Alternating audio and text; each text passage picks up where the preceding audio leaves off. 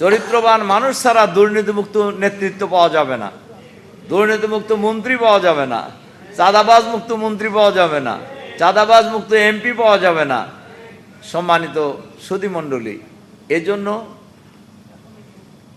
সেই রাষ্ট্র ব্যবস্থা যদি আমাদের কায়েম করতে হয়, তাহলে আমাদেরকে কোরআন ভিত্তিক রাষ্ট্র ব্যবস্থা গড়ে তুলতে হবে। আর সেই রাষ্ট্র ব্যবস্থা গড়ার জন্য আলেম, ওলামা, পীর, মাশায়েখ, ইসলামী জনতার ঐক্যবদ্ধ আন্দোলন গড়ে তুলতে হবে।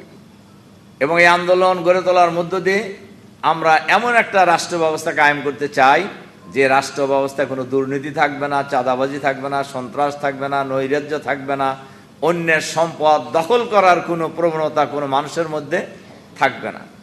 আর যদি কেউ করতে চায়, মুহাম্মদ রাসূলুল্লাহ সাল্লাল্লাহু আলাইহি সাল্লাম এবং খোলাফায়ে রাশেদিনের সময় যে ব্যবস্থা গ্রহণ করা হয়েছিল ওই একই ব্যবস্থা গ্রহণ করা হবে।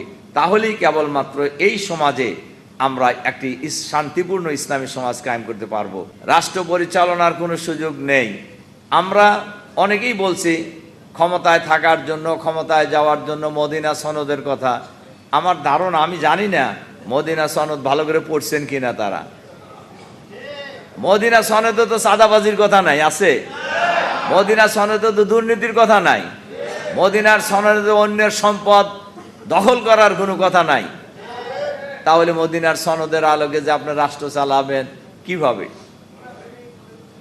আমরা যদি মুহাম্মদ সাল্লাল্লাহু আলাইহি সাল্লামকে আমরা বলি লাকাদ কানা লাকুম ফি রাসূলিল্লাহি উসওয়াতুন হাসানা, এটা যদি আমরা বিশ্বাস করি অন্তর থেকে, আমরা যদি এটাকে মনে প্রাণে বিশ্বাস করি, তাহলে মুহাম্মদ রাসূলুল্লাহ সাল্লাল্লাহু আলাইহি সাল্লামের জীবন আদর্শের বাইরে যাওয়ার কোনো সুযোগ নেই। আমাদের আজকের প্রবন্ধকার শেষের দিকে ইসলামী মদিনার রাষ্ট্র ব্যবস্থার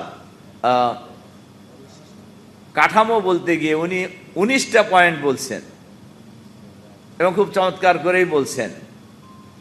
আমার খুব ছোট্ট সাজেশন সবার জন্যই, আমরা মুহাম্মদুর রাসূলুল্লাহ সাল্লাল্লাহু আলাইহি সাল্লামের মদিনা সনদ বলি আর মুহাম্মদ সাল্লাল্লাহু আলাইহি সাল্লামের প্রতিষ্ঠিত রাষ্ট্রের কথা বলি, এটা করতে হলে মুহাম্মদ সাল্লাল্লাহু আলাইহি সাল্লাম একদল চরিত্রবান মানুষ তৈরি করেছিলেন।